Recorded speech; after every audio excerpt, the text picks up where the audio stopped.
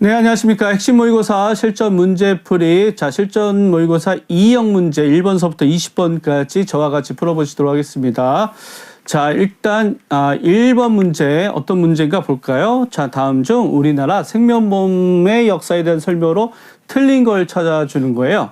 자, 그러면 1번의 정부는 1977년을 보험의 해로 지정했다. 맞는 내용이 되겠죠. 자, 그 다음에 2번 질문 볼게요. 1990년대에는 방카슈랑스 제도의 도입 등으로, 자, 뒷문장 보지 않아도 될 것 같아요. 90년대가 아니라 2003년도죠.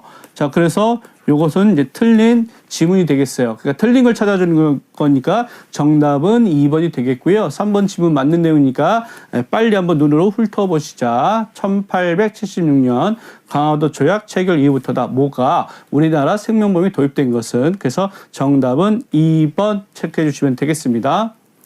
자, 그 다음에 2번 문제 풀어보도록 하죠. 자, 다음 중 생명표에 대한 설명으로 맞는 것을 찾아주는 거예요.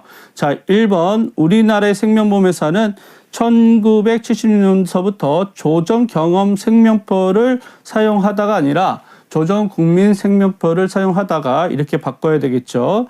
자, 그 다음에 자, 2번에 97년 4월부터 예정 사업 비율이 아니라 예정 위험률이 자유화 대비에 따라 이렇게 바꿔주셔야 맞는 문장이 되는데, 자, 이건 틀린 문장이 되겠고요. 자, 그러면 이제 2번에 이제 3번이 정답이 될 것 같은데, 사망 상황을 측정하는 방법이나 연도에 따라 생명표를 달리 분류하기도 한다가, 그래서 이제 3번이 맞는 지문이 되겠습니다.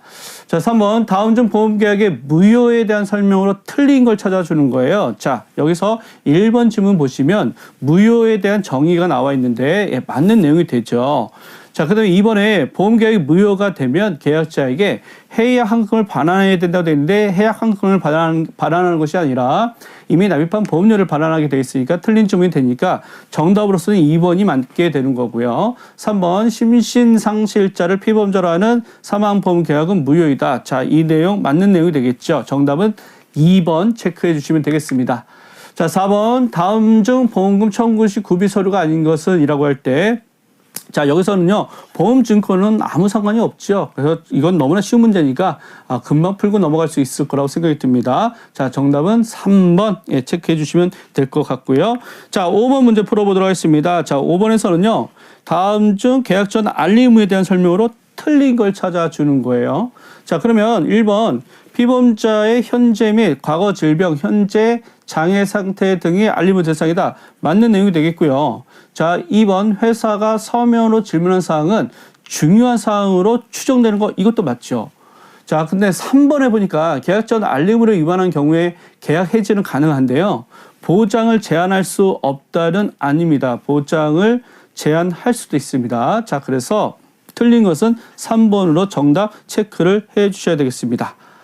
자, 6번 문제 풀어볼게요. 다음 표의 사례에 대한 설명으로 틀린 것은 이라고 되어 있는데요. 자, 여기서 보험계약자가 회사의 승낙을 받지 않고 보험 수익자를 변경하고 그 변경 사실을 자, 회사의 별도로 통지했다.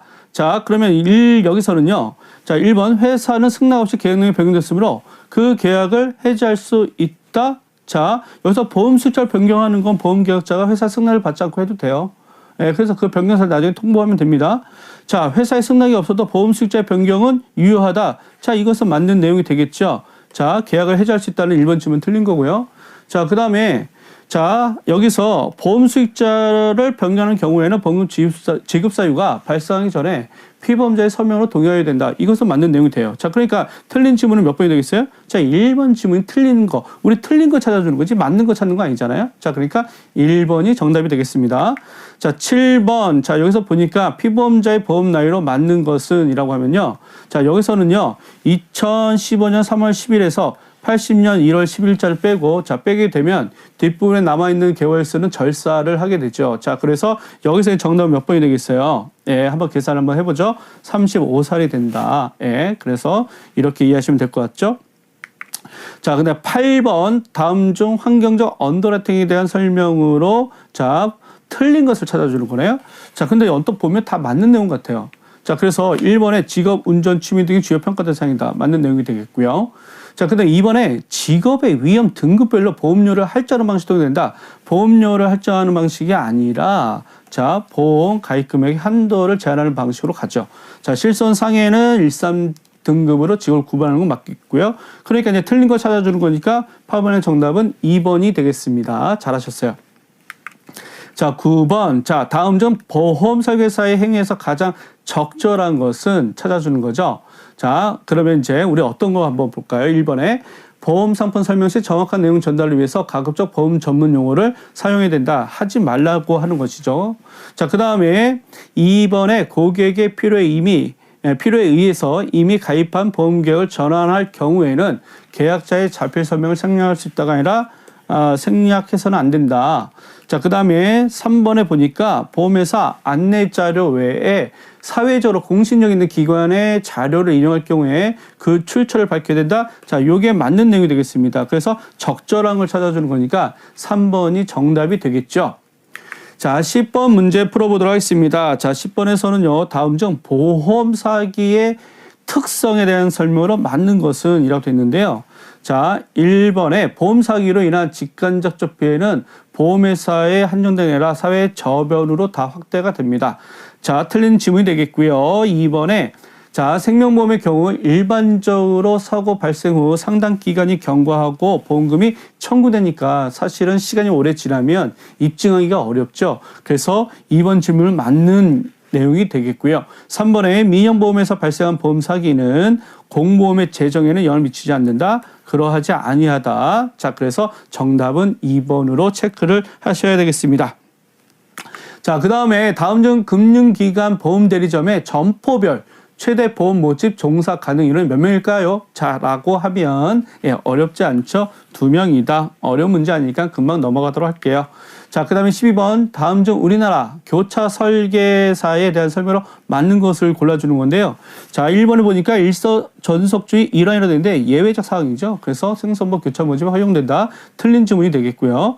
자, 보험업법 시행령에서는 이제 교차 모집 제도와 관련하여 보험회사의 금지 사항과 교차 설계사의 금지 사항을 모두 규정하고 있다. 맞는 내용이 되겠습니다. 자, 근데 3번에 또 보니까 생명보험회사 전속 설계사는 손해보험 전업대리점 소속 설계사 등록 가능하다. 아닙니다. 전속은 전속끼리. 자, 이런 식으로 가야 되거든요. 그래서 요 대리점은 해당 사항이 안 되기 때문에 틀린 문장이 되겠고요. 그래서 12번에서는 정답이 몇 번? 2번이 되겠다. 그래서 2번으로 체크를 해주셔야 정답이 맞겠습니다. 자, 13번 다음 중 보험 안내 자료에 대한 설명으로 틀린 걸 찾아주는 거죠. 자, 여기서 계약자 배당이 있는 연금보험의 경우인데 직전 3개년도 실적을 근거로 했다고 되어 있는데 3개년도가 아니라 여기는 몇 개년도? 5개년도. 자, 요렇게 체킹을 해주셔야죠. 자, 근데 문제는 벌써 또 틀린 걸 찾아주라는 거니까 1번이 정답이 되겠고 나머지는 맞는 내용이니까 우리 학습자들 읽어보시고 눈으로 확인해 주시면 되겠습니다. 자, 14번 문제 풀어가 보도록 할게요. 자, 여기서 괄호 안에 들어갈 세 숫자의 총 합계. 자, 이런 식으로 블랭크, 빈칸을 쳐놓고요. 여기에 들어가는 숫자들을 그냥 그 자체로 맞추는 문제도 나오지만, 자, 이런 식으로 숫자를 더한 값으로 나오게끔 문제가 출제가 또 됩니다.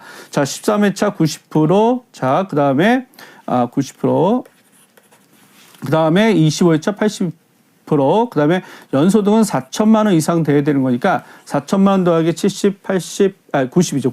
90 더하기 80 하니까 4,170이 되는 거죠. 네, 맞죠? 네, 산수 게임이니까요. 어렵지 않습니다. 정답은 몇 번이요? 네, 그래서 2번이 되겠습니다. 자, 15번 다음 중 광고심의위원회의 광고 심의필 유효기간은 맞는 거 찾아주는 건데요. 심의필을 받은 날로부터 1년이죠. 예, 요것은 이제 단서 남기니까 기억해 주시면 좋을 것 같아요. 다음 문제에서 나올 때는 틀리지 않으셨으면 좋겠습니다.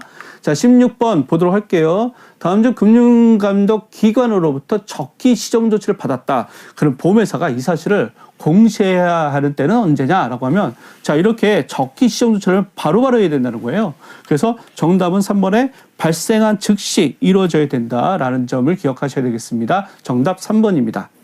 자, 그 다음에 17번 문제는 어떤 문제냐라고 했을 때 악성 민원에 대한 법규 등의 근거에서 객관적이고 합리적으로 처리하도록 노력해야 하는 이유로 틀린 걸 찾아주는 건데요. 자, 여기서 3번이 가장 적절치 않아요.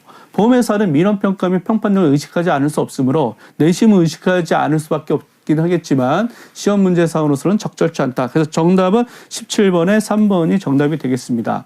자, 그 다음에 우리가 이제 18번 문제를 풀어가도록 할게요. 다음 중 보험료 세액 공제의 대상이 될 수 없는 것은, 자, 우리 장애인 전용 보험에 세액 공제 되죠. 그 다음에 일반 보장성 보험 세액 공제 됩니다. 자, 그런데 여기 생뚱맞게 보험연금보험에 대해서는 세액공제 관련 조항이 우리 소득세법에서는 없어요. 자, 그래서 정답은 3번이 되겠습니다. 네, 그래서 해당 사항이 안 된다. 자, 그 다음에 이 19번 문제 풀어보도록 하겠습니다. 자, 소득세법은 과세 대상을 총 몇 가지로, 그래서 우리 이자, 배당, 뭐 기타, 근로, 연금, 사업, 자, 이렇게 쭉쭉쭉 나가면 총 9가지 소득을 자, 구분하고 있고요. 우리 교재에서는요. 자, 그 다음에 1,400만 원의 과세표준, 종합소득 과세표준 이하 구간은 6%의 세율로 자, 과세 적용을 하기 때문에, 자, 그래서 9하고 또 6을 합치라는 거네요. 그러니까 얼마예요? 15가 되나요? 자, 그러면 정답은 1번이 되겠네요.